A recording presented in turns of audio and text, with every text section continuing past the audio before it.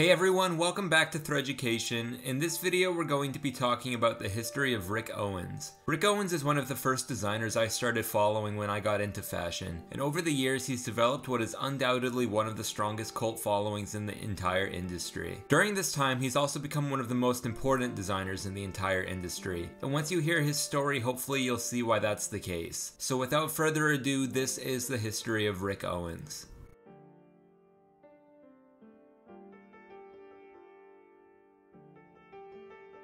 Rick Owens was born in Porterville, California on November 18th of 1961, and all things considered, he came from fairly humble beginnings. This was a small town just a few hours outside of LA, and his father worked as a social worker while his mother worked as a teacher. In fact, that's how they met. His mother was teaching English in Mexico, where she's originally from, and that's where she met Rick's father. Despite meeting in Mexico, the two of them eventually settled down in California, and as they began their new life together, Rick's mother took on part-time work as a seamstress to help make ends meet. So it's possible that this had a hand in exposing him to the art of design at an early age, but that might be a stretch because for the most part, Rick's creativity as a child was sort of suppressed. He was forced to attend a local Catholic school, and he quickly found that he didn't fit into this environment. Rick had trouble relating to other kids in his age group, in large part because he was heavily sheltered by his parents. In particular, Rick's father was extremely conservative, and didn't even allow a TV in the home until he was 16 years old. Instead, Rick's father made him read philosophical literature and listen to classical music. In a 2008 interview, Rick's father would go on to say that he made his son do this because he wanted to expose him to things he wouldn't grow out of. But despite his best efforts, by the time Rick got to high school, it became clear that he had other interests in mind. He started skipping class, smoking, listening to rock music. He had basically become a stereotypical rebellious teenager. He was, however, starting to take a deeper interest in art, and he recalls that the first artist he idolized was Joseph Beuys. You can see here some installations of Beuys' work, and if you're familiar with Rick's work, you'll already be able to see some similarities. Inspired by the likes of Joseph Beuys, Rick decided to begin studying fine arts at the Otis College of Art and Design in Los Angeles. However, he left after only 2 years, citing that entering into the art world was a bit too much like entering into the priesthood. Deciding to shift gears, Rick then enrolled at the Los Angeles Trade Technical College to study pattern cutting, and in many ways this was the start of his journey into fashion.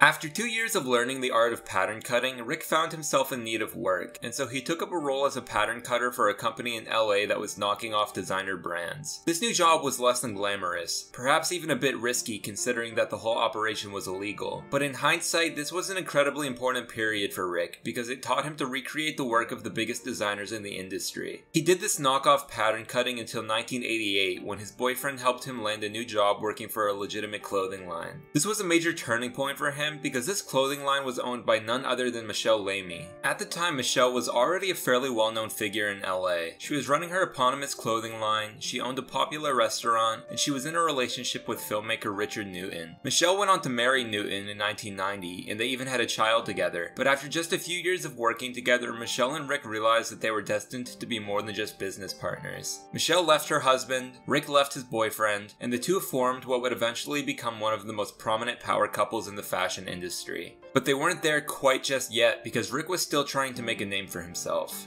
While Rick was knocking off designer brands and working for Michèle, he was still creating his own pieces on the side. And this was good because it gave him time to develop and refine his design language, but he didn't really have any sort of following. That, however, was all about to change.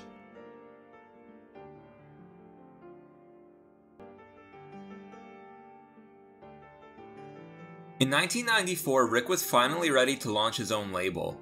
He had the clothes, but he needed somewhere to sell them, so he contacted Maxfield. As I'm sure many of you know, Maxfield is a legendary luxury fashion boutique based in LA, and if you can get your collection into Maxfield, it'll be put in front of a long list of celebrity clientele. This could have been a huge opportunity for Rick, but it turns out that the representatives from Maxfield told him they had no time to view his collection. In their defense, Rick was basically unknown at this point, so getting into the city's most popular boutique was a bit of a long shot, but passing up on a young Rick Owens was undoubtedly a mistake on their part. Rick was not deterred, however, and he then turned his attention towards Charles Gallet. At the time, Charles Gallet was the most prominent avant-garde fashion boutique in LA. Rick showed some of his pieces to Charles Gallet himself, and he instantly knew that he was looking at something special. Not only did Gallet agree to start selling Rick's clothing at his boutique, but he prepaid for half of the collection. Just to clarify, oftentimes boutiques will carry the work of designers, especially new ones, but will only pay the designer if the pieces sell. By prepaying for Rick's collection, Charles Gallet was basically saying he knew the collection would sell, and this was extremely important for Rick because it gave him the money he needed to start working on his next collection right away. Now, like I said, Gallet specialized in avant-garde fashion, so even though it wasn't as popular as Maxfield, this helped Rick carve out a niche in the avant-garde space. Even though this was still just the beginning, Rick Owens was starting to become a well-known name in the LA fashion scene. Not long after they started carrying Rick Owens, the Charles Gallet boutique closed for unrelated reasons. But by this point, other boutiques had realized how well Rick's collections were selling, and funny enough, the first one to come knocking was Maxfield, the same boutique that previously didn't have enough time for him. Holding no grudges, Rick agreed to begin selling his collections at Maxfield, and this ended up being a major turning point for the label. According to Lisa Love, the West Coast director of Vogue, when Rick made the move to start selling his collections at Maxfield, he also moved into the more high-end fabrics and the more tortured designs, draping leathers and cashmeres and fur, and making these incredible t-shirts. Put simply, he now had the resources he needed to take his label to the next level, and in my opinion, this was the start of Rick Owens the label as we know it today.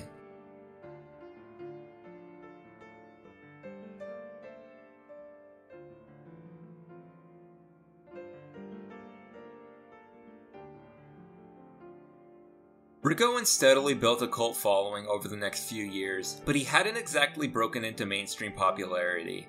However, that was all about to change because in 2001, Kate Moss appeared in Vogue wearing a Rick Owens leather jacket. This jacket caught the attention of a lot of people, but perhaps none more important than Anna Wintour. In case you don't know, Anna Wintour is the editor-in-chief of Vogue, and is considered to be one of the most powerful people in the fashion industry. Impressed by his work, Wintour invited Rick to meet with her in Paris, and he showed up with a duffel bag full of his clothes to show her. After their meeting, Wintour offered to sponsor Rick's first ever runway show at New York Fashion Week. Let me just say that Anna Wintour is notoriously critical of even the most well-established designers in the industry. So the fact that she went out of her way to co-sign this relatively unknown up-and-coming avant-garde fashion designer is absolutely insane. And it just goes to show that she must have seen something really special in his work. That being said, he had a lot riding on this first show. This was his chance to make a lasting impression. In 2002, Rick finally made his runway show debut with his fall ready-to-wear collection titled Sparrow. The collection featured many of the signature design elements that he became known for in the first place. A dark and earthy color palette, masterful draping, elongated proportions. For a general audience, this was really the perfect introduction to Rick Owens, and it certainly gained him some attention. Later that same year, Rick was awarded the Perry Ellis Award for Emerging Talent, which is an award honoring the best up-and-coming talent in the fashion industry. Overall, this was a really transformational time period for Rick, but as we know now, he was just getting started.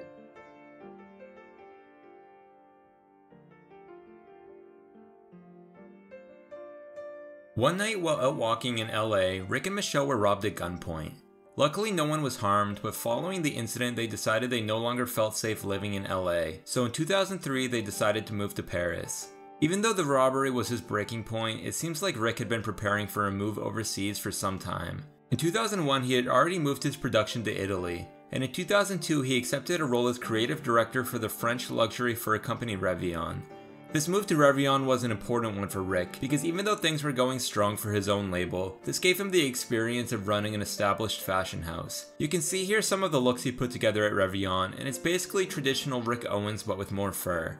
So it really seems like he just used this time to hone his craft and experiment with materials. I'll also note that designer Gareth Pugh began interning for Rick Owens at REVILLON in 2004. And if you're familiar with Gareth Pugh's work, it's clear how much of an influence Rick had on him. Even though Rick left REVILLON in 2007, he would later go on to experiment more with fur collections with his sub-label Hunrickowens. But make no mistake, during this time he was still making great progress with his namesake label.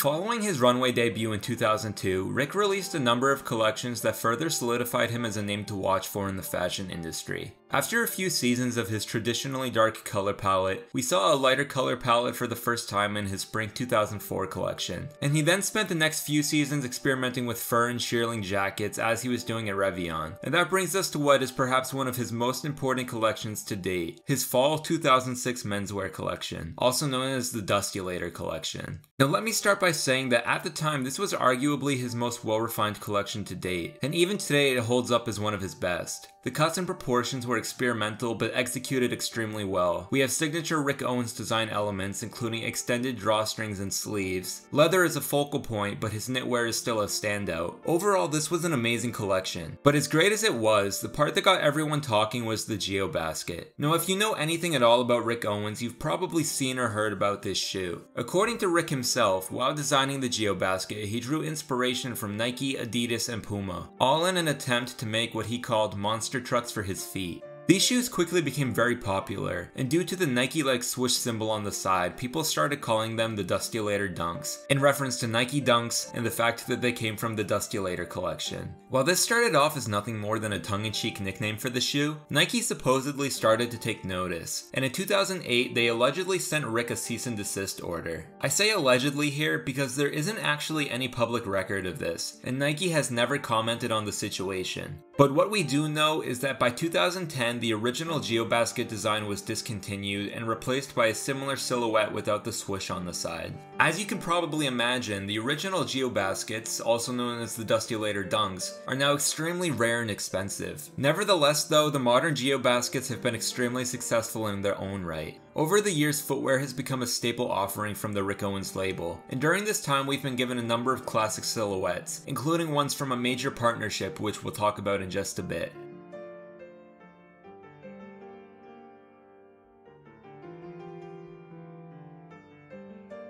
While shoes like the GeoBasket certainly helped to make the label more popular, Rick had always been thinking of new ways to expand. Perhaps most notably, in 2005, he launched his diffusion line titled Drkshdw.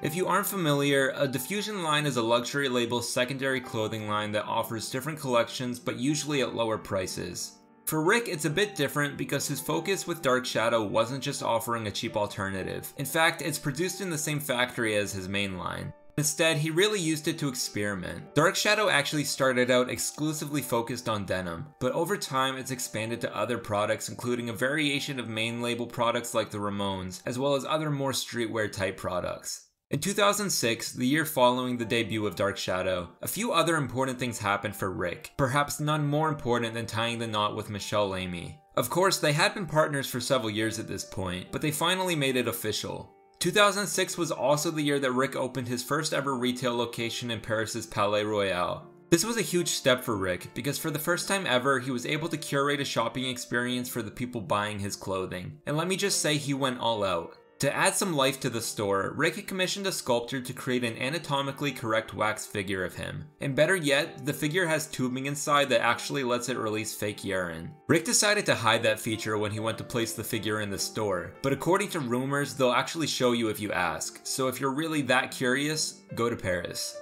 After opening his Paris location, Rick would eventually go on to open locations in Los Angeles, New York, Miami, Hong Kong, Tokyo, Seoul, and Beijing. I'll also note that Rick has added other wax figures to some of these stores, and they've also been an opportunity for him to highlight his affinity for furniture making, architecture, and installation art. In my opinion, this is where you can really see the influence from Rick's time studying artists like Joseph Beuys. So around this time, Rick was evidently beginning to broaden his focus to other art forms, but his collections were now receiving more attention than ever before, and in 2008, he debuted his most popular innovation since the GeoBasket, which of course was the Creatch cargo pant. These cargo pants featured a drop crotch, extended drawstrings, and cargo pockets on the upper thighs. These simple yet elegant pants quickly became a fan favorite, and over the years they've become one of Rick's signature pieces. Between opening these new stores, more critically acclaimed collections, and the rollout of must-have items like GeoBaskets and the Creatch pants, Rick was now one of the biggest names in the fashion industry, and it wasn't long before the industry giants started to take notice.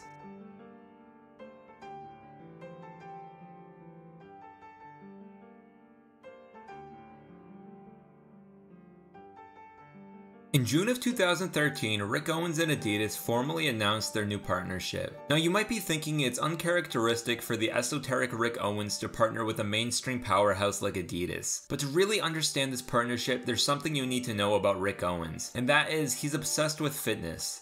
In his earlier years, Rick spent his time drinking and smoking, but when he realized how physically and mentally unhealthy he was becoming, he decided to get sober and head to the gym. Over time, fitness has become incredibly important to him, and he's even been quoted saying that working out is the modern couture. The only problem is Rick needed something he could wear to the gym. In an interview with WWD, Rick talks about his fitness routine and says, "I can't wear my big chunky basketball shoes, I'd look like a dinosaur." So when the sportswear giant Adidas approached him for a collaboration in 2013, it seemed like the perfect answer to his problem. So in terms of the collaboration itself, we actually got our first glimpse on the runway in 2013 when Rick presented his Spring 2014 menswear collection. And our next look came a few months later when he presented his now iconic Spring 2014 ready-to-wear collection. Keep in mind the Geobaskets were already popular at this time, and this was just on the heels of him debuting the Ramones, meaning people were paying major attention to Rick Owens' footwear to begin with. So when these Adidas pairs hit the runway, they really stole the show. Over the next few years, Rick and Adidas would release a number of shoes that would become extremely popular. And even though Rick Owens was already a major name in fashion at this point, there's no doubt that Adidas helped spread the word to a larger audience. As popular as this partnership was, Rick and Adidas went their separate ways in fall of 2017. It appears that things ended as a result of Rick wanting to explore new options, because almost as soon as the partnership with Adidas ended, Rick announced a new partnership with shoe manufacturer Hood Rubber. Nevertheless, the Adidas era was certainly an important part of Rick's story, and footwear continues to be an important focus for his label.